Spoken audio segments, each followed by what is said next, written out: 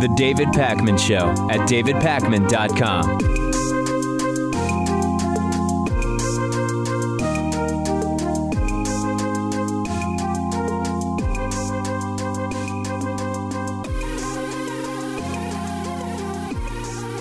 Major day of news yesterday. The last 24 hours have rendered to us so much news regarding particularly Michael Flynn and also broader implications with regard to the Trump-Russia investigation.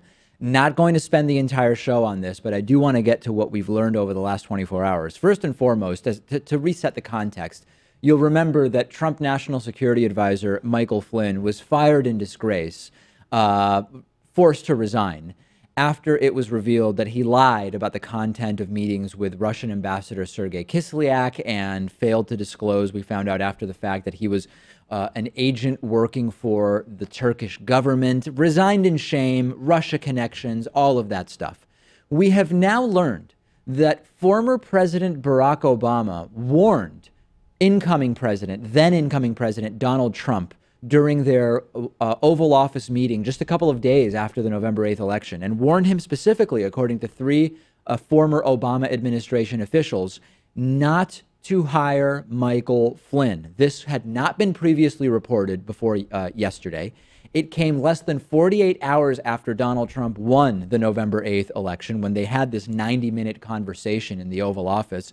And President Obama's concerns were not related to the firing of Flynn from the Defense Intelligence Agency, but rather they were related to the investigation, this is so huge, into Russian interference in the 2016 election. If President Obama specifically and personally told Donald Trump, don't hire Flynn because of what's going on with Russia, and Trump does it anyway, is this not a form of negligence and a threat to national security and potentially an attempt to now retroactively cover it up by the President of the United States? I don't know if this is warranted, Pat, but there are people talking about impeachment connected to this. It'll never happen, obviously, with the Republican Congress. Maybe after 2018, if we see a shift in the midterm elections. What did Donald Trump know, and when did he know it? And I do think this is significant because you have two of the most powerful people in the entire world in that room together, and they have a conversation for 90 minutes. Imagine the topics that can come up. I mean, they have the nuclear codes, they have the Book of Secrets. There's so many issues impacting the country. And for some portion of that 90 minutes, they talk about Michael Flynn. And Sean Spicer tried to basically shift away from the obvious importance of this that you pointed out, Pat, and say, well, Obama renewed Flynn's security clearance, so it's his fault. That's bogus. Flynn had already been fired by the Obama administration. That renewal had nothing to do with the Obama administration per se. It was done by the DIA. It was a clerical transaction. We're going to dig into that a little bit later. According to NBC, their headline is, former President Obama warned President Donald Trump against hiring Michael Flynn as national security advisor. Three former Obama administration officials tell NBC News. CNN with an almost identical report.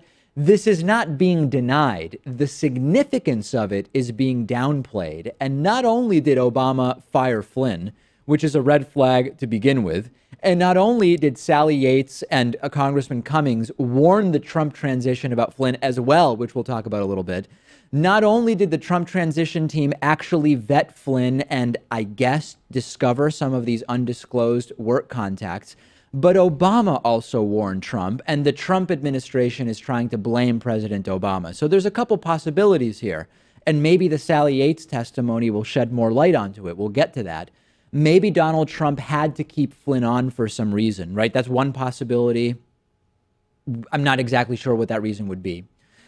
It's also possible, as Al Franken suggested yesterday during the hearing with Sally Yates and former Director of National Intelligence James Clapper, maybe Trump's reaction was, well, so many of the people on my team have had contacts with Russia and lied about them and failed to disclose them, that if I fire Flynn, I might have to fire a ton of people. That's a possibility that Al Franken proposed yesterday. I think the real question that has to be answered here is, did Trump hire Michael Flynn as national security advisor despite his connection to foreign governments or because of his connection to foreign governments? Yeah, and that is I think at this point to call that conspiratorial is out of line. I mean, it's just sort of a basic question, which is if you look at the number of Russia-connected people on Trump's administration, it's almost starting to go from, I think it has gone beyond a question of did they ignore this as a liability to did they actually see this as some kind of strength? Were they selecting people that they had been? We know Trump picks people from lists. That's how he ended up with Neil Gorsuch.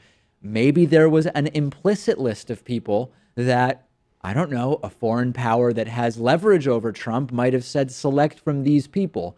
None of it looks good for the president of the United States to be involved in. And is it possible that President Obama should be called to testify about this? I mean, this is a major thing, Pat. I think that would be certainly quite unprecedented. And I think it's also entirely possible that Obama was able to convince Trump not to hire Michael Flynn in that 90-minute conversation. Oh, right. But later on, he met with someone else. He Yeah. had to pick his cabinet, and he got convinced by the most recent person in the room. Yeah, the hiring happened 5 minutes after someone told him that it was a good idea again. If only he had made the decision 5 minutes after leaving the Oval Office conversation with Obama. Good point on that. Okay, so we know that President Obama warned Donald Trump against hiring Michael Flynn. Let's get to Sally Yates. Sally Yates, the former acting attorney general under President Obama and for a few days under President Donald Trump, testified yesterday before the Senate Judiciary Committee. I watched a bunch of this. This was a long time coming. Going in, I admit I had sort of tempered expectations that this was going to really bring much to the surface. But wow, was I wrong. The Sally Yates testimony blew the Trump-Russia scandal and specifically the Michael Flynn situation wide open.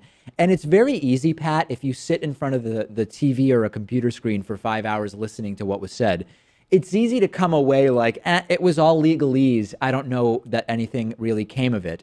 But a lot was discovered. And of course, Michael Flynn resigning in shame after it turned out that he lied about conversations with Russian officials. We later found out that he's an even bigger liar, didn't disclose that he was a foreign agent for Turkey. Long series of problems. Sally Yates shows up yesterday along with former Director of National Intelligence James Clapper. Sally Yates couldn't say everything, right? A lot she couldn't say due to the public nature of the hearing, but she told us a lot. She said, number one, Russia had dirt on Flynn for some time, and Russia had proof of the bad things that Flynn had done and would have been in a position to blackmail the national security advisor of the United States. It appears as though Russia knew more about Flynn's past than the Trump administration knew, at least at a certain point in time. So not only did the Trump administration hypocritically blame Obama for not properly vetting Flynn before we found out that the Trump administration had actually vetted Flynn and knew about his history with Turkey, we know that Obama personally warned the Trump administration against hiring Flynn. Yates warned the Trump administration against hiring Flynn because she knew he would be subject or could be subject to Russian blackmail. And now we know that Flynn was an even bigger liability than we were previously aware of, yet Donald Trump still hired him. Yates said, quote, to state the obvious, you don't want your national security advisor compromised with the Russians. That might be the understatement of this entire investigation. Trump apparently didn't care or ignored the warnings. Yates confirmed that Flynn lied to Mike Pence about his past with Russia and that the FBI and Justice Department were aware of the communications. Yates confirmed that it was British intelligence that first informed the FBI of communications between the Trump team and Russia. Trump fired Flynn only once the lies became public, which tells us a lot about Donald Trump. And then the Twitter apoplexy begins. Without evidence, right before Sally Yates' testimony, Trump starts tweeting, accusing Sally Yates of leaking information about Michael Flynn, saying, quote, ask Sally Yates under oath if she knows how classified information got into the newspapers soon after she explained it to White House counsel. Now, Sally Yates denied that she leaked anything about Flynn. She indicated there are numerous other people that could have done the leaking. Yates also said she wasn't directly informed of her firing by Donald Trump after she refused to defend the Muslim ban, saying, quote, not only was the department not consulted, we weren't even told about it. I learned about this from media reports. She learned about her firing, not from the individual who had fired her or someone representing that individual, but from media reports. Yates, at a later point in the hearing, totally shut down Ted Cruz on the Muslim ban, but we're going to get to that a little bit later. It sort of warrants its own segment. Sally Yates testified that the Russians knew for quite a bit of time, as I mentioned, about Michael Flynn's behavior. And this makes the Obama revelations even bigger, don't you think, Pat? We now know that not only did Obama warn Trump about hiring Michael Flynn, but we know from Sally Yates that Russia could have blackmailed him for a very long time. Right. I mean, we learned a few new things, but by and large, this kind of just confirmed the media reports that had been cycling for a couple months now. But that's still I big. think it's important, yeah, because remember when FBI Director James Comey testified to the House Intelligence Committee? Right. And he said that, yes, the FBI is investigating Trump. We had known that for a few months based on media reports, but now we have a direct link there. Absolutely right. So for people who write this off by saying this is only confirming suspicions, well, when you have members of the Justice Department confirming media reports about something so big, that is big in and of itself. Also, James Clapper was there, former director of national intelligence, and he was asked, how far back have U.S. intelligence agencies been tracking Russian efforts to influence the 2016 election? And we know that the FBI investigation went back to July, June, maybe even a few months prior. James Clapper said yesterday that U.S. Intel had been monitoring Russian activity related to the 2016 election dating back to 2015. That sort of slipped past a lot of people, Pat, but that in and of itself is absolutely major. Republicans spending their time during this hearing just trying to catch Sally Yates off guard and vilify her, but she did really well. She was not stumped at any point. Right, and James Clapper is saying 2015. Maybe everyone just thought he misspoke and meant 2016, right? Absolutely major. Absolutely major, and we are going to be following the repercussions. We're going to talk about Ted Cruz later in the show, and I know Pat is flummoxed by the gravity of this story, as am I, to be perfectly honest. Send me your thoughts on Twitter, @DPacman, also on Twitter, @DavidPacman Show. Follow us there. The David Pakman Show at davidpakman.com.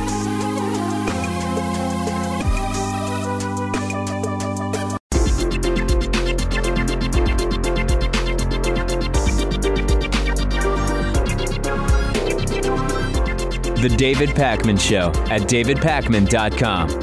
Today's new member of the day is Sean Horner. Sean, thank you for being a David Pakman Show member. We depend on the support of members like Sean who can sign up at davidpakman.com/membership. We've got a coupon code available for you if you like. It's IVoted17. You can also make a pledge on Patreon for as little as $1 a month at patreon.com/David Pakman Show. And you can get David Pakman Show apparel and coffee at davidpakman.com/gear. And oh, by the way, speaking of coffee, there's a documentary that longtime friend of the show and supporter Greg Stevens told me about that he's working on. It's called Love in the Time of Coffee. It's currently filming, and the concept is that it's a documentary about globalization, and it's going to shine a light on issues like, where have American jobs gone? What is the purpose of and impact of NAFTA? How is the value of the American dollar derived on the international market? But it's going to look at all of these issues by looking into detail at coffee, looking at production, agriculture, corporate interests, the coffee trade, fair trade, etc. It's a very ambitious project, and they're raising money right now, doing a crowdfunding campaign. So please check it out at loveinthetimeofcoffee.com. They have a link to their Indiegogo fundraiser there. I find the coffee industry fascinating, Pat. I don't know about you, and I think that this is a great way to get a look at important issues through coffee. It's always interesting to look down the supply chain of some of the things that you enjoy every single day. There's an interesting sort of side story to the hearing of former Attorney General Sally Yates and former Director of National Intelligence James Clapper before the Senate panel yesterday. Senator Ted Cruz, like many Republicans on the panel yesterday, tried to intimidate Sally Yates in a debate about the constitutionality of Donald Trump's majority Muslim country immigration ban. But Sally Yates was ready, and she destroyed Ted Cruz on his own turf, so much so that he bailed on the hearing and ran away. Ted Cruz just left after Sally Yates embarrassed him. So Yates earlier in the hearing explained to fellow Texan Senator John Cornyn that she decided to overrule the Office of Legal Counsel, which agreed with the Muslim ban, because she argued that you have to have laws based on the truth. Ted Cruz chose not to talk about the Russian meddling, which was sort of the purpose of the hearing, and instead just try to slam Sally Yates around the Muslim ban. This is so bad, Pat, that it is almost painful to watch. But let's watch it anyway. Cruz tries to use legalese against Sally Yates, and she throws it right back in his face. Are you familiar with 8 U.S.C. Section 1182? Not off the top of my head, no. Well, it is the binding statutory authority for the executive order that you refused to implement and that led to your termination. So it certainly is a relevant and not a terribly obscure statute. Mm-hmm. By the express text of the statute, it says, quote, whenever the president finds that the entry of any alien or of any class of aliens into the United States would be detrimental to the interests of the United States, he may, by proclamation and for such period as he shall deem necessary, suspend the entry of all aliens or any class of aliens as immigrants or non-immigrants, or impose on the entry of aliens any restrictions he may deem appropriate. Would you agree that that is broad statutory authorization? I would, and I am familiar with that, and I'm also familiar with an additional provision of the INA that says no person shall receive preference or be discriminated against in issuance of a visa because of race, nationality, or place of birth. That, I believe, was promulgated after the statute that you just quoted. And that's been part of the discussion with the courts with respect to the INA, is whether this more specific statute trumps the first one that you just described. But my concern was not an INA concern here. It rather was a constitutional concern, whether or not this the executive order here violated the Constitution, specifically with the Establishment Clause and equal protection and due process. Definitive. Yes, Ted, I know what you're saying. Here's the law I looked at, which, by the way, was codified after what you just quoted, period. Now, Ted Cruz, if he had had an ounce of common sense at this point, he would have bailed. But Cruz tried to stick with it and says that's exactly what someone who just disagrees with the politics of the bill would say. And that backfired on him as well. There is no doubt the arguments you laid out are arguments that we can expect litigants to bring, partisan litigants who disagree with the policy decision of the president. I would note on January 27th, 2017, the Department of Justice issued an official legal decision, a determination by the Office of Legal Counsel, that the executive order, and I'll quote from the opinion, the proposed order is approved with respect to form and legality. That's a determination from OLC on January 27th that it was legal. 3 days later, you determined, using your own words, that although OLC had opined on legality, it had not addressed whether it was, quote, wise or just. And I also, in that same directive, Senator, said that I was not convinced it was lawful. I also made the point that the Office of OLC looks purely at the face of the document, and again, makes a determination as to whether there is some set of circumstances under which some portion of that EO would be enforceable, would be lawful. They importantly do not look outside the face of the document. And in this particular instance, particularly where we were talking about a fundamental issue of religious freedom, not the interpretation of some arcane statute, but religious freedom, it was appropriate for us to look at the intent behind the president's actions, and the intent is laid out in his statement. Totally out of his league here, and it showed. And Sally Yates using religious freedom arguments against a Texas Republican. Cruz almost immediately left the room. Just seconds after this ended, a picture of his empty chair was snapped there. Cruz even brought up Hillary Clinton's emails with James Clapper. I mean, the guy is just completely out of his league here. I love how this happened because Cruz is often touted as some great orator and a Princeton debate champion and a guy who would wear these ostrich skin boots when he entered the courtroom. Right. He was out of his league here. He even got shut down by Donald Trump at one of those debates. Remember when they were talking about New York values? Yeah, that's right. And it did not look good for him. He's had a couple of cringe moments over the last year and a half. I almost feel bad for him, except that he's so horrible for our country that it's hard to feel bad.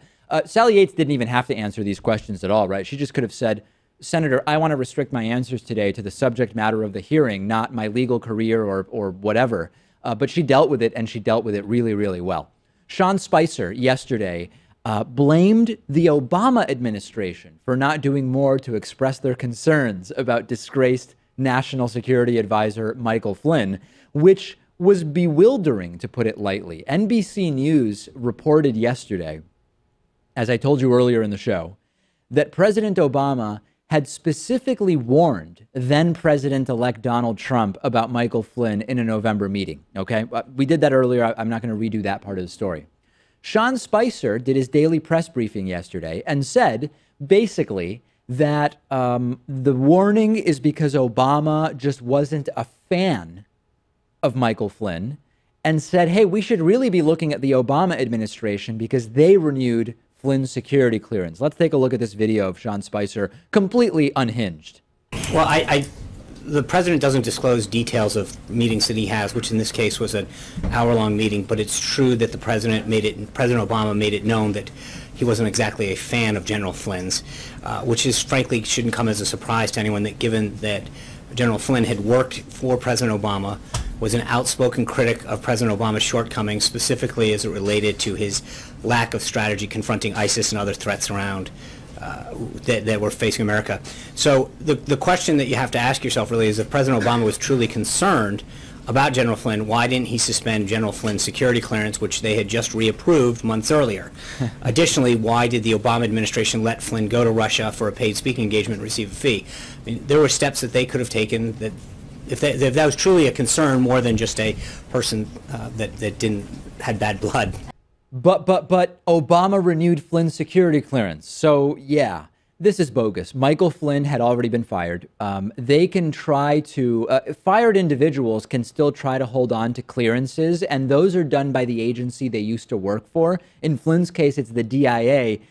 Spicer paints it like Obama went into a room and said, Michael Flynn, let's renew his security clearance. It's a totally different and unrelated process, Pat, than the one that you go through to become National Security Advisor. That was a routine matter for the DIA, Defense Intelligence Agency, way back when. It's not Obama saying, let's do this or that. And it's stunning that he's even bringing it up because it's been debunked so many times. You know, President Truman used to have a sign on his desk that read, "The buck stops here." For Trump, it's, hey, don't look at me. I mean, go to Steve Bannon first, go to Jared Kushner first, and if all else fails, I'll just blame Obama. Go to the last president if all else fails. A tweet from the New York Times' Peter Baker sums this up pretty nicely. Quote, new presidents often blame predecessors for various things. Trump may be first to blame his national security advisor on his predecessor. Obama fired Flynn, but it's Obama's fault that Trump hired him, even though we know that he warned him. It's not computing. Yeah, I mean, Republicans used to attack Obama for blaming too much on George W. Bush. Yeah. But Obama's attacks had a lot to do with the circumstances that he found himself in, like the 2 wars and the recession. Yeah. Trump is blaming Obama for actions that he himself took. And Spicer actually said that Obama didn't take proactive steps to deny Michael Flynn's security clearance. Besides the fact that he fired him and that the reapproval of that clearance had nothing to do with Obama, this is genuinely embarrassing. Why didn't Obama warn us harder is basically the question. Obama fired him. Then Obama warned Trump about him. Then Sally Yates warned the White House about him. Then Sally Yates warned the White House about Flynn again. What more could they possibly have done?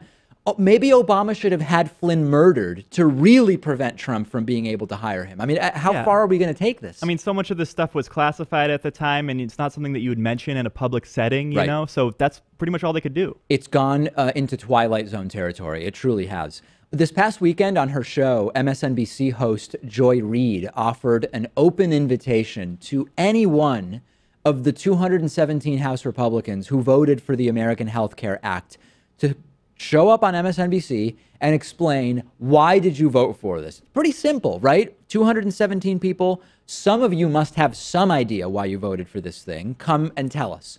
According to Joy Reid, nobody accepted her offer. These are their names. And here at AM Joy, my tireless producers reached out to each and every one of them to ask them to join us today. I offered each of them the lead spot on this show this morning to go one-on-one with me to explain why they voted for the bill, and not a single one agreed. The names are still scrolling. There they are. All those names. It's still going. 217 people, no takers, not a one. Aha. Such bravery. This is the equivalent strategy that Trump press secretary took the other day when he just walked out of the briefing room without answering any questions. Why would any of them want to show up, Pat, and have to defend their vote? How would they even be able to? Most of them didn't even read what they voted for. Yeah, and the thing is that congressmen go on TV all the time. Even though this is MSNBC, they'd be completely willing to do that. They just don't want to have to defend the indefensible in this situation. And not only that, they can't defend what they're not familiar with. And it's very difficult to defend something you haven't read. It's also more difficult to defend something that might hurt your reelection chances if your constituents realize you supported it when they start losing their health care. Maybe after they got the invitation, they started thumbing through the bill and said, well, this is what I voted for. This is a really bad idea. The last thing I want to do is show up publicly and praise this. Trump and Republicans have been going on and on for so long about wanting to repeal Obamacare that now they would sort of look like hypocritical clowns if they didn't repeal it and have something to replace it with. So they've thrown together this half-baked sort of impromptu legislation that creates more problems than it solves, has critics on the left and critics on the right. And to go on TV and say that would be pretty embarrassing. It also doesn't help that the two most notable Republicans to talk about the American Health Care Act on TV, Mark Sanford and Chris Collins, fell flat on their face and had to admit they didn't read it and they didn't understand the provisions. And one of those stories we talked about yesterday, I didn't know about the Sanford one, but he's got no shortage of embarrassing appearances in his history, so that's not a big shocker to me. So anyway, come on, one Republican, one of the 217, explain exactly what is going to be great about this bill, because you can't really take Obamacare and move to the right and lower cost, increase quality of care, and increase access to care. It just can't happen. So that's why they're not able to defend it as such. Many discussions about this on our Reddit discussion forum. I encourage you to join us there at davidpakman.com/REDDIT. The David Pakman Show at davidpakman.com.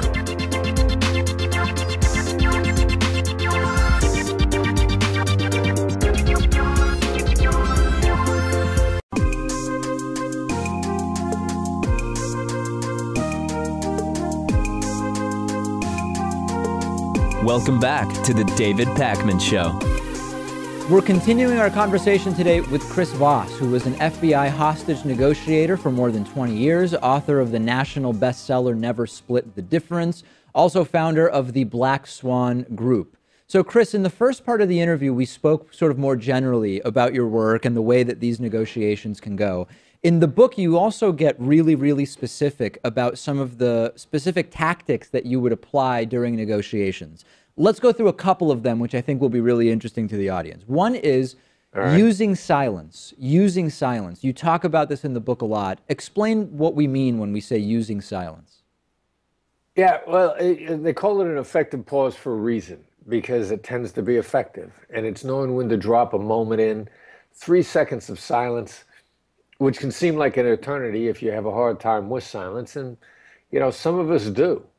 But it gives the opportunity to the other person to step in with something good. Control freak negotiators hate this. They feel like if they're quiet, they're out of control. And the secret to gaining the upper hand in a negotiation is giving the other side the illusion of control. So you help the other side feel a lot less threatened. You help them feel a lot more in control themselves if you invite them into the process as opposed to push them into it. And it works on a lot of levels, and, you know, it's effective. That's why we call it an effective pause. In psychotherapy, oftentimes silence is used by the therapist to sort of allow for an opportunity for the person they're working with to say more, where they might think that they've said all they have to say, or maybe they are hesitant to say more, even though they know what it is that they would say next. Is it the sort of same purpose when it's used in negotiations like the ones you were a part of? Right, yeah. You're trying to get the other side to go deeper, or you're trying to get what you've just said to sink in really well. I mean, there's certain negotiation skills you don't want to step on. So if I've said something that is meant to have an effect on you, then I need to let it have its effect, which is another reason why I need to shut up so that what I just said will work and sink through all the levels. you do a little you recreate a role play in your book that you had with, I believe it was a Harvard negotiation professor. Correct me if I'm wrong on that. Yeah, Bob Mnookin, Right. brilliant guy, wrote a great book. And in that sort of recreation of the role play, you are sort of negotiating for the release of your hypothetically held hostage son. And you use that to talk about open-ended questions. What is the purpose of open-ended questions? Yeah, and they sound so innocuous, which is kind of what I caught Bob off guard with, because he says to me, you know, if I'm a kidnapper and I've got your son, you know, how are you going to handle me? And I said, you know, I'm going to ask you some open-ended questions. Now, I knew that sounded so innocuous to him that he might be sucked in, and he was like, all right, you know, let's try it out. Well, you know, the world champion open-ended question, way to say no, which I've used on kidnappers around the world, is how am I supposed to do that? You know, what I would use on a kidnapper is, how do I know my son's alive? And until I know he's alive, how am I supposed to pay you? And that befuddles kidnappers, killers, terrorists, sociopaths around the world. And it's just an open-ended question, but it's a very well-crafted one, starting with a very important word, how. People love to answer how. And that's when Bob said, okay, well, let's role play it. And, you know, he said, I got your son, $1 million by tomorrow morning. And I just said, how am I supposed to do that? And I knew I had him. I know how powerful that is. And I know it's particularly important to say it deferentially. And I know how powerful it is. And it worked well. That does seem to be one that can apply to more sort of pedestrian negotiations that one would be involved in, right? I mean, you can imagine, you talk about buying a car, which is, you know, probably one of the most frequent, obvious negotiations that the average person will participate in at some point in their life. And the open-ended question there and the how am I supposed to do that, that's one application that it seems very, very useful. But what are others that the day-to-day life might bring? I got an email from a woman whose 13-year-old son is trying to get her to pay full price and buy him a video game. And she says, how am I supposed to do that? And he immediately says, all right, Mom, I'll pay half. I got a client who's negotiating with a vendor who's giving him a high price. And he looks at the guy and he says, how am I supposed to do that?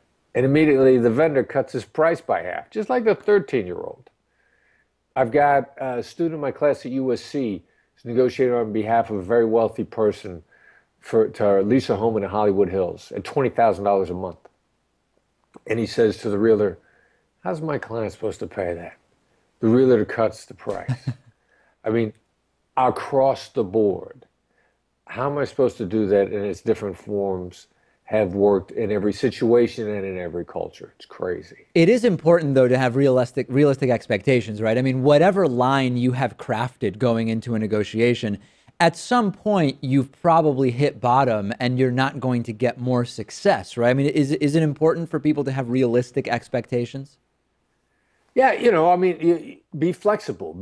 Understand that there's always going to be stuff that you're going to discover. Your realistic expectation should be that I'm going to be surprised at the table.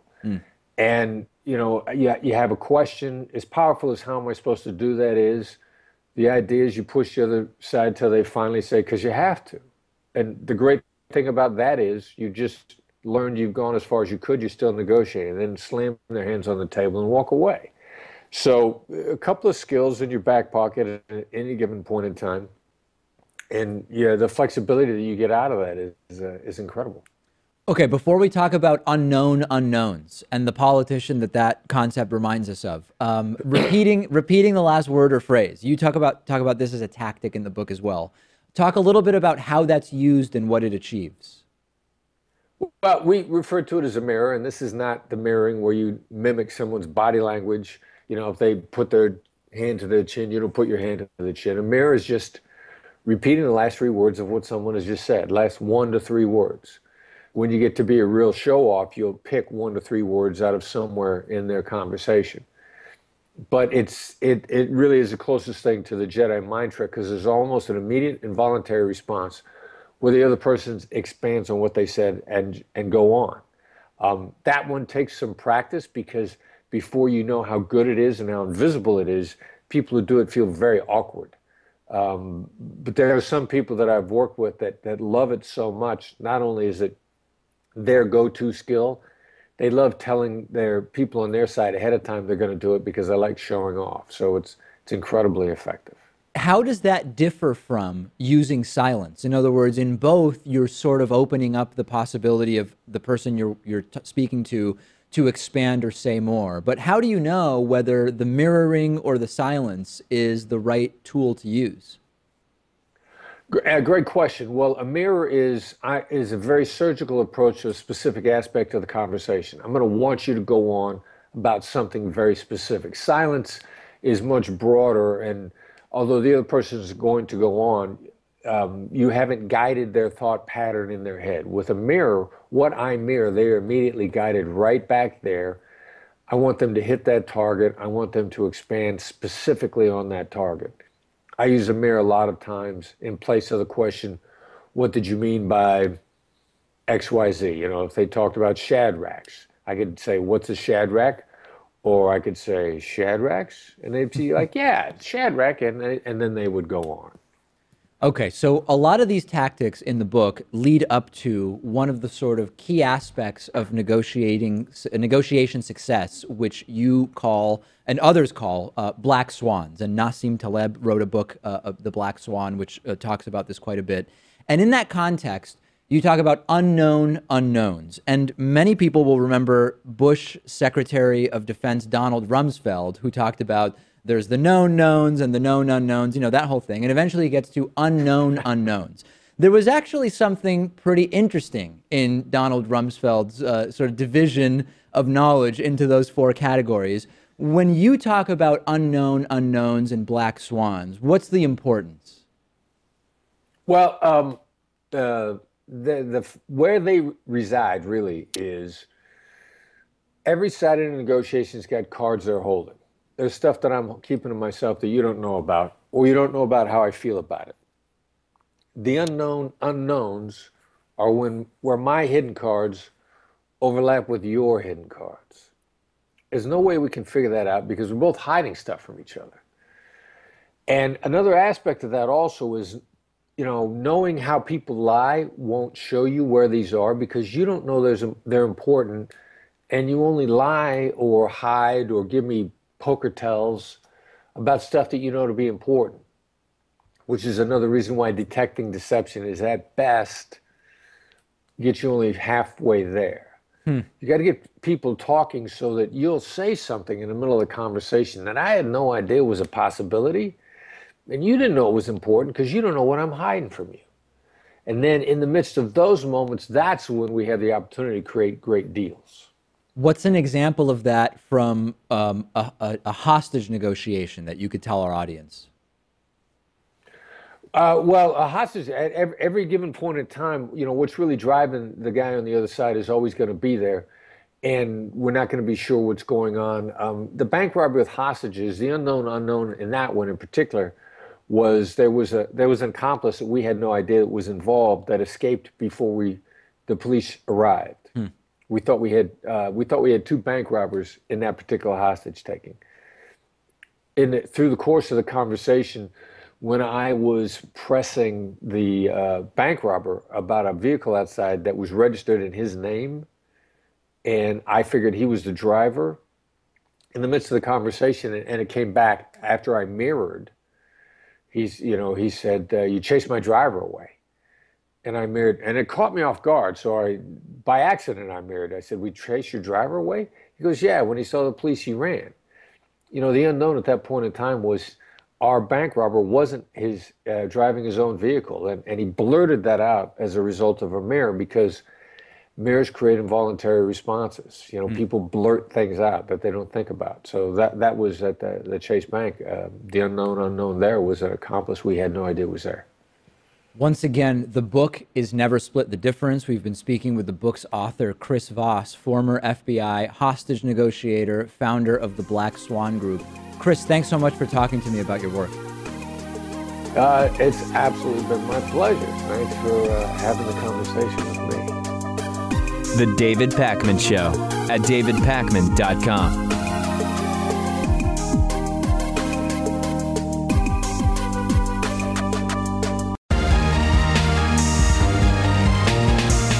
The David Pakman Show at davidpakman.com. I received a video on Twitter from Jeremy McClellan, who's a comedian who lives in South Carolina, about a video that he filmed inside of a Trader Joe's. A friend of comedian Jeremy McClellan's, who wishes to remain anonymous, says that she and her friend were in line at Trader Joe's when a woman got in line behind them. The woman behind them seemed to be in a hurry. It's this woman that's pictured here over my shoulder. And so they allowed her to go in front of her, okay? Here's a Facebook post sort of explaining what took place, where Jeremy McClellan said, "A friend of mine who wishes to remain anonymous just sent this to me. I've confirmed that it's real. This happened today at the Trader Joe's in Reston, Virginia. This woman was in a hurry, so my friend, who's a Muslim woman, offered to let her go in front of her in line. That's when she started talking bad about a different Muslim woman in the store who was wearing a niqab and asked my friend why she didn't cover as well. My friend replied, it's a choice, and the woman didn't believe her and started talking about FGM and telling her, I wish they don't let you in the country. That's where my friend started filming. Let's pick it up there, and as you can imagine, the video is absolutely outrageous. Take a look at this. I wish they didn't let you in the country. Excuse me? Huh? I was born here. I don't know if you... Oh, you were? Okay.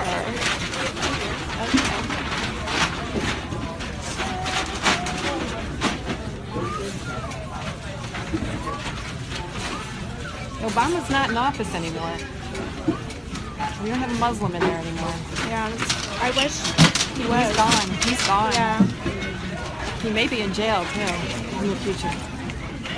You look a little crazy. Maybe you need to get some help. Oh, I'm fine. No, you're not. Because you don't just strike up a conversation with people in line talking about stuff like that if you're normal. I'm very normal. Yeah, it looks like it. I can tell.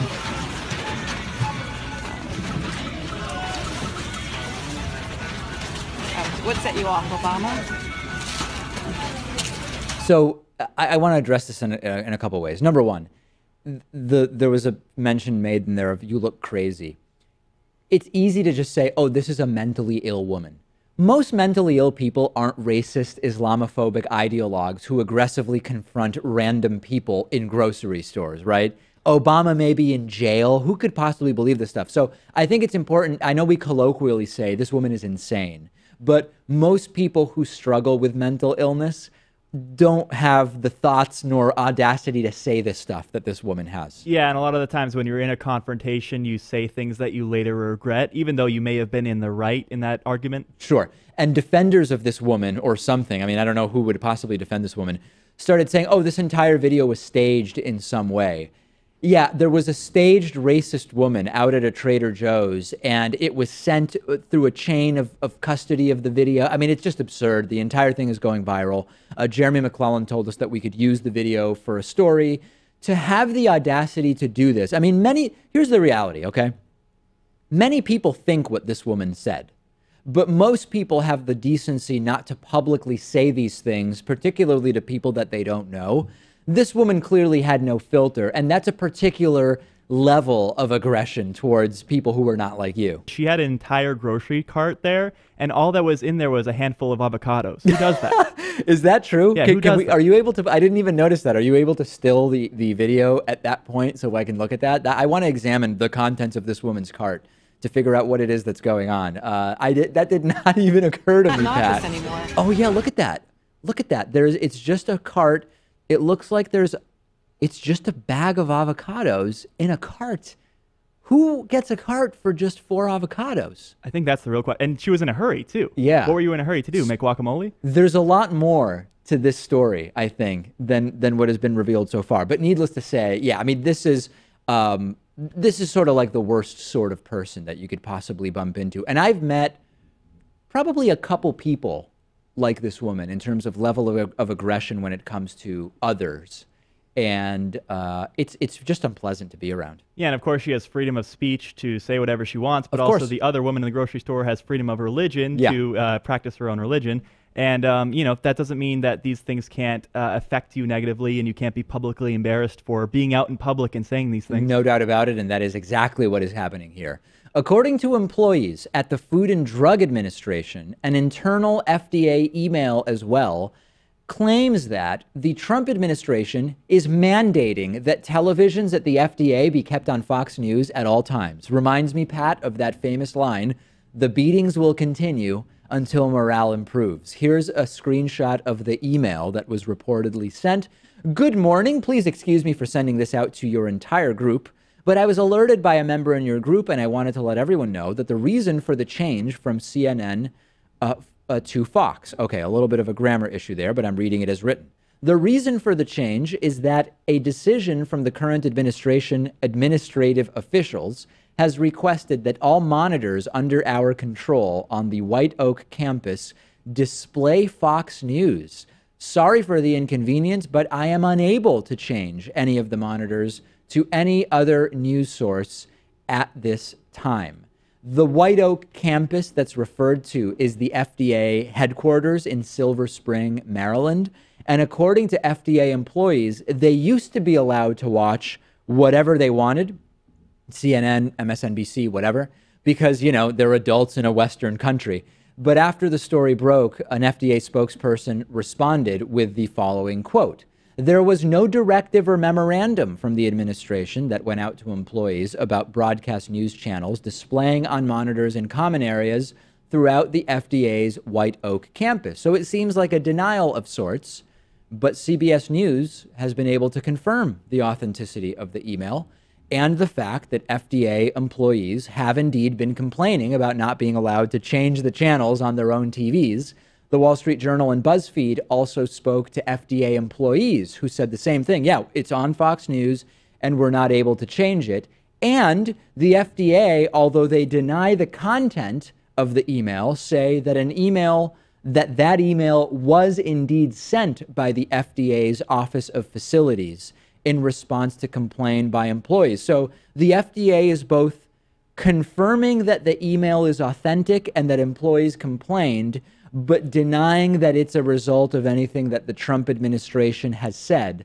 It's a pretty glaring contradiction, and the spokesperson for the FDA did not explain why there is this obvious contradiction in what has been confirmed and denied here. Right, and I think it's one thing when Fox News is the propaganda outlet for the Republican Party. Yeah. It's a whole nother thing when they're state-run media, and this is the channel that you have to watch if you're at the FDA. You know what occurred to me? How far-fetched do you think this is, that the White House did force the FDA to keep the TVs on Fox News, and then the White House forced the FDA to make the public statement denying it? Like, is that crazy? Am I going down a rabbit hole? Perhaps. I mean, if you're able to make one demand there, you'd imagine you can make the other. It's just so strange because it's not like Fox News is talking specifically about drugs and food around the clock. You know? I thought to myself, maybe they could turn the monitors off altogether, but maybe not change the channel. But in some places you can't. Like, all the controls are locked. So maybe they could just pull the power cord out of the wall. But sometimes in those buildings, the power cord goes up into the ceiling through a drop ceiling, and you can't even get to that. I mean, they may have no choice here but to watch this. Then you're defying the boss. What Trump says goes in that administration. You have to be able to control the volume, though, okay? Right? I mean, you'd be able to turn it down until it's on mute, or is it mandated that it be blaring also? I would love to see the order that sets the volume at level 6, and that's right. All the FDA buildings have to put Fox News at level 6. It has to be at least 85 decibels at any point in the room, minimum. Or whatever sound level Donald Trump decides that he wants. So very strange stuff going on over at the FDA. We have a voicemail today, which is an unusual voicemail. And it's a voicemail that was impacted, as you'll hear, by not one but multiple substances that can sort of impact inhibitions. Let's put it that way. 219-2-DAVID-P is our voicemail number. If you want to leave a voicemail, let's take a listen to this caller. Hi, David. This is John from Mojave, California. I was wondering if you could be some other race or ethnicity, which one would you want to be? I must confess, I've been drinking and smoking cannabis tonight, and the question popped into my mind, and I usually have strange questions like this. But I thought for myself, I would like to be Mexican. I don't really have an answer for that, but I think it's an interesting question. Yeah. Thanks for your time. Bye. So Mexican is obviously not a race. Mexican is a nationality. You're Right. talking about somebody who's Latino. You know, it's never occurred to me to think of what other race I would want to be. It really hasn't.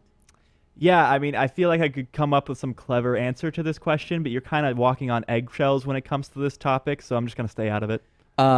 You told me off air you wanted to be a Mizrahi Jew. That was the ethnicity you wanted to be. Well, this is kind of spoiling our Ancestry DNA results. Yeah. But there's a low confidence chance, I think like less than 1%, that I'm Eastern Jewish.